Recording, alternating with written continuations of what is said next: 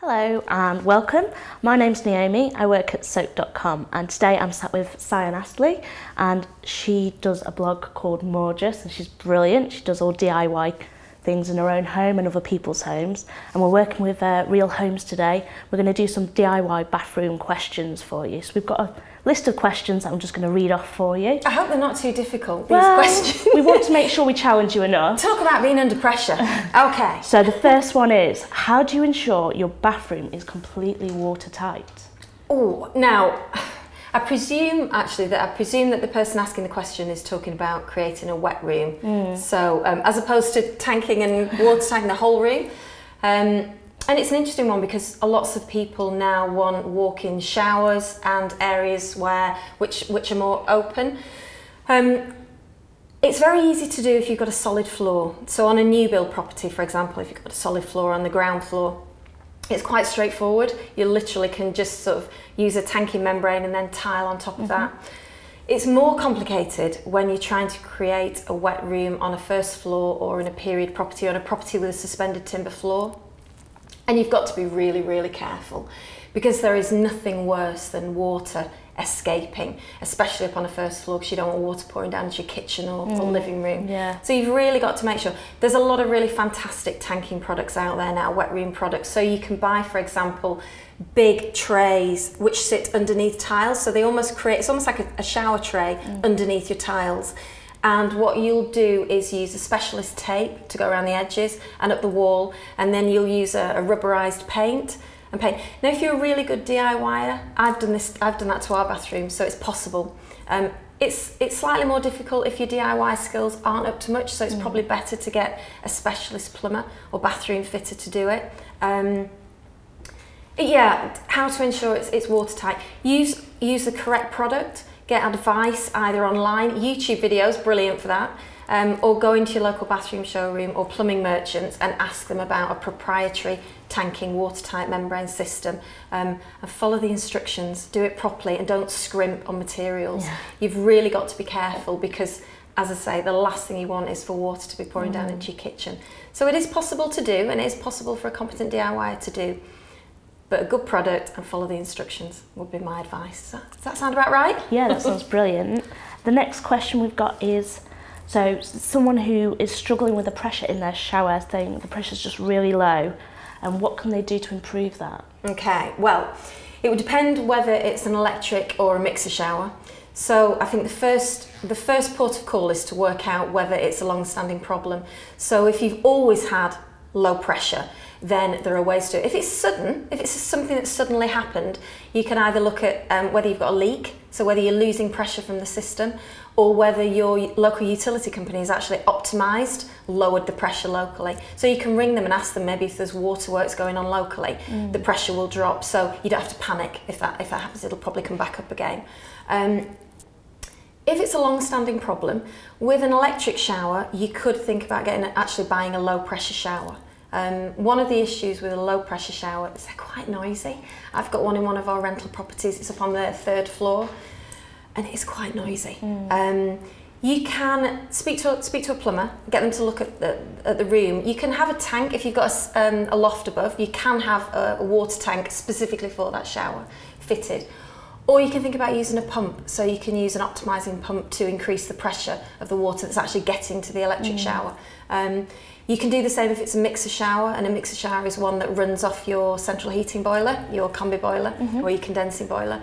And again, if your condensing boiler is a long way from your bathroom, then you might need a pump in between to actually force the water faster, the hot water from your boiler through to the mixer shower, so you might need a pump system there. Okay. But there's so many different products on the market. There's really like a product to cover every eventuality. So I think check out whether it's a sudden problem and then speak to a really good plumber, you know, about, but hopefully that's covered quite a lot of the bases. Yeah, so, I feel like you covered everything there, definitely. Okay. So the next question that's come through is, what are the pros and cons of your Wallhung cabinets? Oh, Wallhung cabinets are great. I mean, they're great because they make the room feel bigger. So you're getting lots and lots of storage underneath the basin, and also brilliant for cleaning, aren't they? So they're on the wall, you can clean underneath. The thing that you've got to think about is they're quite heavy because the Wallhung cabinet, it's got the basin on top and the basin then has water in it, and then it's got all your toiletries and things in, so it's quite heavy. So look at what type of wall it's going to be hung on. If you've got a traditional brick wall, then you can fire great fixings into that, and not too bad. So if you've got sort of Edwardian home or Victorian, you should be okay hanging a Wallhung cabinet. If you have a newer house or a stud wall, then you've got to really be sure that you're fixing into something solid, because you don't want your cabinet falling off, because somebody will lean on it. They lean on the cabinets, don't they? So think about, maybe one good tip is to use 18mm ply against the stud and then plaster over the top, or tile, and it gives you a really solid base. So if you know you're going to hang a Wallhung cabinet, maybe think about creating a really good structure to hang it off. That's the downside, is and I have seen it because people always lean on them.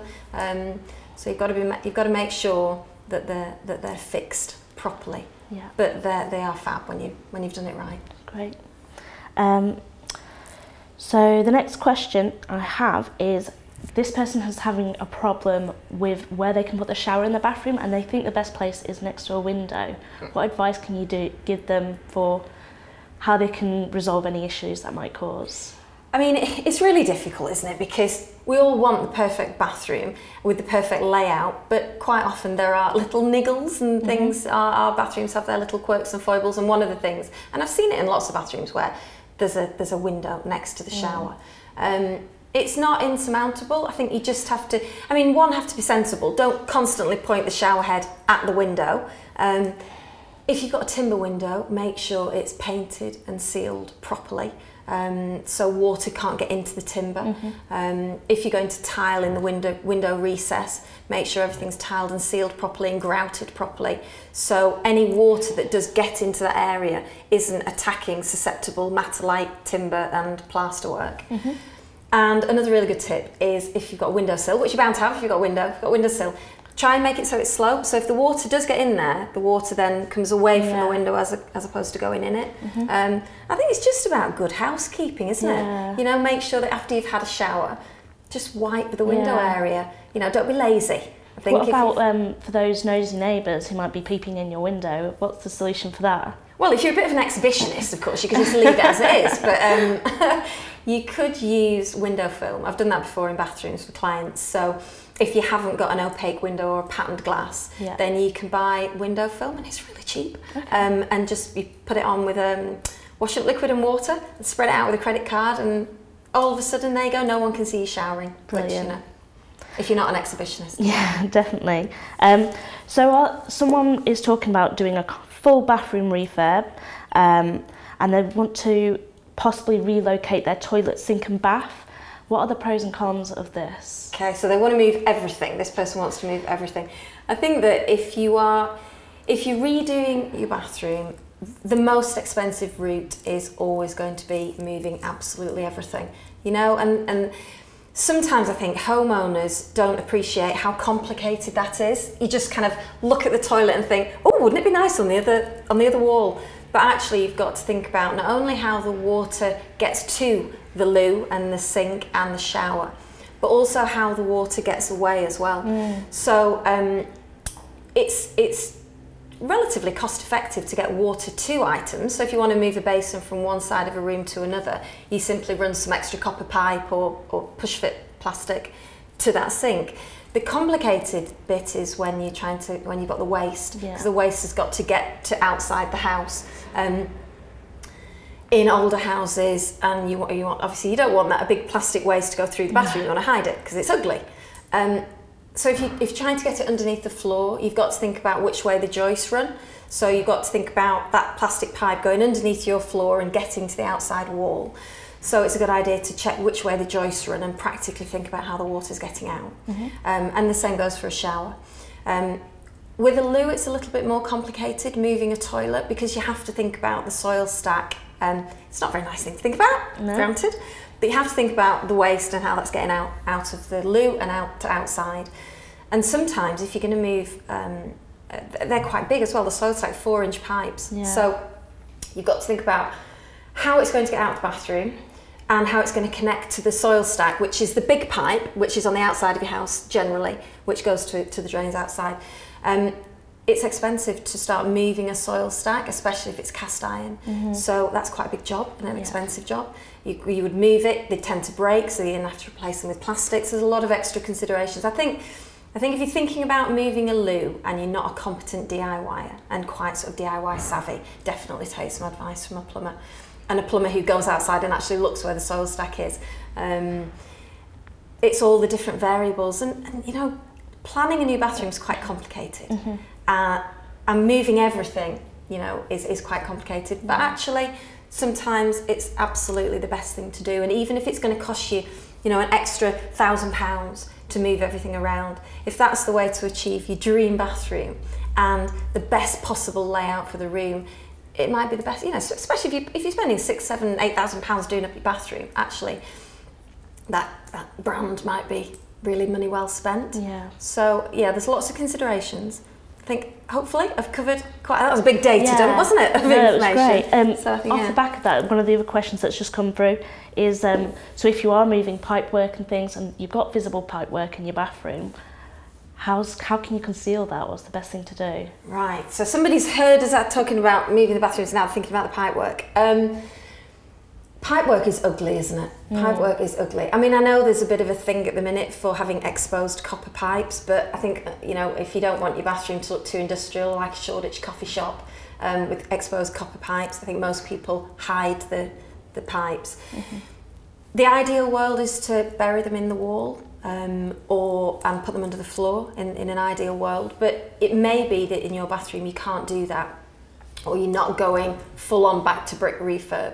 In which case, you'd kind of have to be clever and think about maybe hiding it in some boxing off. There's a couple of good tips about boxing off. You can, if you've got a period style house, maybe think about cladding the boxing off in a reeded MDF so it looks like panelling.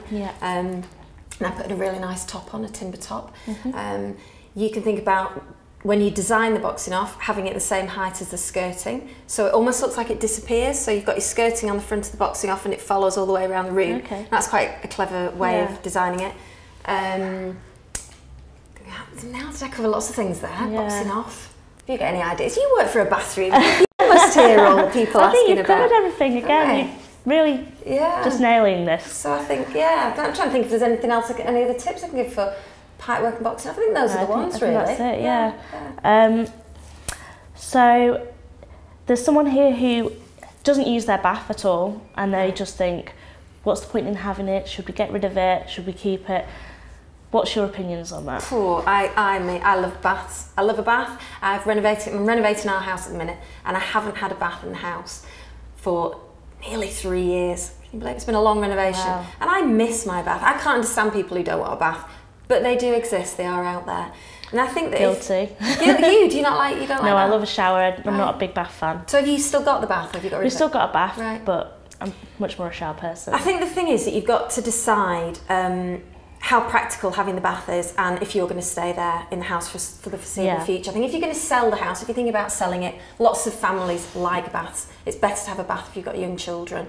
So it's a decision if you're going to sell. I think if you own your house and you haven't got young children, and maybe they're not going to be young children in the house, and you don't like them, you know what? Just get rid of it. If you never use it and you want a huge, big, fabulous walk-in shower, I think be brave. You know, I've done lots of rental apartments where we've taken out the bath and just have big showers, and they work really well, and they're never missed. That's it. You know, I think people aren't moving as much now, are they? And they're staying put, and they're living in their bathroom, and they're loving their bathroom. So don't keep the bath if it's not what you want. If you're going to stay in your house for the next 10 years, get rid of it. You know? Great. I suppose. Next question. Someone who wants a bit of a style tip. They want to retile their bathroom floor, but don't want the tiles to age. What's the best thing? Oh, well, I think that... you're talking to the wrong person, you know, here. If they don't want to be brave, then probably don't take my advice. I love people who've been brave and personalised their bathrooms, and I think that you can really go for it now with tiling on the floor, and I think you can get away with it in a small space or a big space. There's some amazing tiles out there. All the patterned encaustics ceramic and porcelain tiles now are just incredible. Geometrics. I mean, I know that this is a tile, isn't it? Yes. Yeah. So you can get vinyl, but this is a tile. I think be brave. You know what? Again, just be brave and go for it. Maybe don't choose something that is just on trend. You know, don't think I'm going to have green tiles because green tiles are in this year, because next year you might not like green tiles. But I think if you've always liked pink, you're a pink person, and you adore pink and you want a pink floor, go for a pink floor. You know, it's your bathroom, make it amazing, and go for pattern. I think that the trick is, don't pick something because it's trendy. Pick something that you adore and you've always adored, and if that's pattern, geometric, florals, whatever, go for it. You know the Victorians, Edwardians, they used to have pattern tiles. They haven't dated, have they? No. They're still classic. So I think get something that's classic but patterned. It won't date. That's a good idea. There you go. That's what I think anyway. Yeah, definitely. So the next one is someone who has had a problem with mould around their bath sealant, and they've tried everything and they just can't get rid of it. So we've gone from beautiful pattern tiles to mould. Yeah. If you like one extreme to the other. We like to cover everything. Cover all the bases. Mould. I'm a landlord, so I have rental properties, and mould and me are old friends, unfortunately. I think that people really struggle to clean it, and my top tip for cleaning it would be get a cream cleaner, like a sieve, and a toothbrush. You know, get a cream cleaner and a toothbrush and clean it regularly. If it's completely, if it seems like it's completely ingrained in the sealant, sometimes you can use a water-based solution, so mix bleach and water and spray it on, and actually leave that on overnight, and you'd be amazed how much mould disappears. If you really have tried all the cleaning options, and you've got to dig it out and get rid and reseal, then there's a couple of different tips. I mean, I use if I've got to reseal, I'll use a Stanley knife to cut it out. But if you're a little bit apprehensive about using a Stanley knife, or your hands aren't that secure, steady, you're not that stable and steady. Are you any good with Stanley knives? I'm okay. Not bad. Not too bad. Do a bit of crafting. Do you? Well, if you are worried about it, you can use, there are products on the market which proprietary products which get rid of sealant, which lift it off. So go to a DIY shed and get one of those. And then reseal, and sealants are amazing these days. You can't, I mean, you don't just get white or clear, you can get them in pale greys, limestones, charcoals. So think about when you reseal, you know, doing something that matches all the tiles. And a really good tip is when you are resealing around your bath, fill it with water, because baths do move, they sink a little bit. So maybe fill it with water and then seal. And obviously if you're going to get in the bath when you seal, because you've got to get to all the corners, make sure it's warm water. Because otherwise it's a bit of a shock to the system, you know, if you get a bath. You don't want the shapes when you're doing your sealant, No, do you? I haven't seen, it's maybe why plumbers don't do that, Maybe. you know? Maybe why sometimes you see jobs where the plumber hasn't filled the bath and it's because he didn't want to get in. Cold water is no good. Anyway. So the next question we have is, it's someone who has a small bathroom, but they have a busy household, and they just want some ideas of where they can fit more storage without like cramping up the bathroom. Okay, storage is massive in bath. I mean, storage. I think people underestimate just how many things are in the bathroom. Definitely. Cleaning products, loo rolls, all your toiletries, shampoos, and then you always go out and buy some spare, don't you, before it's run out. So people put the makeup on in the bathroom, medicines. So I think the more storage you can factor in your bathroom right at the start, and you have to think about it at the start. So of course, under sink storage is brilliant now. You've got pull-out drawers or doors. You've even got baths with storage underneath at the end of the bath. Mirrored cabinets are brilliant because they're quite narrow, so they don't come off the wall, so above the sink or above the loo. Actually, you could put a mirrored cabinet, so those hold lots of things. I think if you're going to do if you're doing a back to brick bathroom, full bathroom refurb, it's a really good idea at the start to think about any storage that you can build in. So maybe think about overhead storage. So I quite often for clients build overhead shelves all the way around. So about 30 or 40 centimetres from the ceiling and about 30 centimetres deep. And you can put rattan baskets or loo rolls or towels up overhead. Those are brilliant. It's a bit of extra thought and it's a little bit of extra cost, but every client I've ever done it for absolutely adores them. And another really good thing is building in inset shelves into showers. So maybe build a stud wall and put an inset shelf, which you then tile, and that's for your shampoos and shower gels, etc. So you don't have to think about fixing glass shelves or buying metal caddies, which are great, but they can double up. So I think, you know, that's that sort of thing. The clever designers and bathroom designers think about storage and think about those things right at the start. Yeah. And often for homeowners, they tend to be afterthoughts, and the clever thing is to do it at the beginning, not at the end. Brilliant, yeah. So there's someone here who has only a very small window in their bathroom, and it makes the room really dark, and they just want to know an idea of how they can lighten or brighten that space. Okay, right. Well, okay, so we'll talk about bright bathrooms, light bathrooms first. You can do various different things. You can use light, lovely light tiles, white marbles. You can get, well, I mean, ceramic and porcelain effect marble now is just amazing, so you don't even have to splash out a marble. You can use light reflecting paint you can get now. Use lots of mirrors in the room and get a really fantastic LED light, which again adds lots of light. So it's not necessarily a problem not to have a window in the bathroom.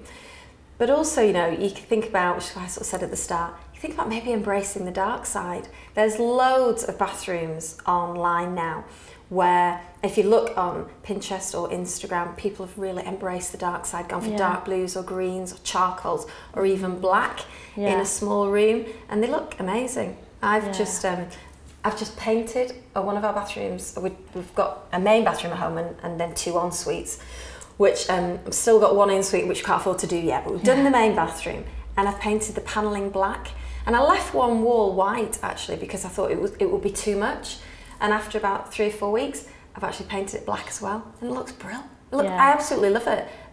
My other half, Mr. Moore, just thought he was really concerned about painting it black, but it looks great. Yeah. So you know what, maybe embrace the dark side, maybe don't worry about the light. Yeah, good idea. This next person is in a rented property, and they can't make any big changes to it, as you would know, being a landlord yourself. What can they do to revamp the bathroom? Well, I think my first advice would be, don't do anything major. I did once have a tenant who painted the tiles in the bathroom black. I mean, I have no words for what it felt like when we walked in. So a really good advice to tenants: don't do that. Please don't do that. There are lots of different ways you can jazz up a rented bathroom. I think if you're lucky enough to have maybe a classic bathroom, quite a neutral, buy yourself a really cool shower curtain. Towels are an amazing way. Pattern tiles, new season, new colour tiles are an amazing way to brighten up a bathroom. Use artwork. Why don't you use artwork in the bathroom? Think about getting, if you haven't got that nicer floor, you could maybe get a washable, really important, a washable patterned rug for in there. Nobody has carpet in bathrooms anymore, do they? But maybe you don't like the floor that much, but a really cool, geometric or whatever rug in there. Yeah, so there's lots of different ways. There. I mean, you could ask your landlord, if the bathroom's a bit shabby, if he or she would be prepared to let you paint. Paint white. They probably won't let you tile, and you don't want to tile if it's not yours. There's lots of ways of jazzing up a rented bathroom, but don't paint the tiles, please. Brilliant. So the last one we've got today, because we're running out of time. That's gone quick. So this person wants to know, if they were to do a full bathroom refit, what order should they try and do things? This is a big one. You I know. Hello. You've saved a massive question. Yeah, well, that's why I've said this is the last one. So you've got some proper time. Because I'll be exhausted after this one. It is a big question. It is a big. Ask it me again. So which order to do things? Yeah, if they're doing a full bathroom refit, what order should they do things? Gosh, I think you've got to. If you're doing a full bathroom refit, you've really got to plan things out. The first stage is to measure the space that you've got. And I always say to clients and to friends who are doing the bathrooms, measure the space and draw it out on a piece of paper, get some graph paper and draw it out.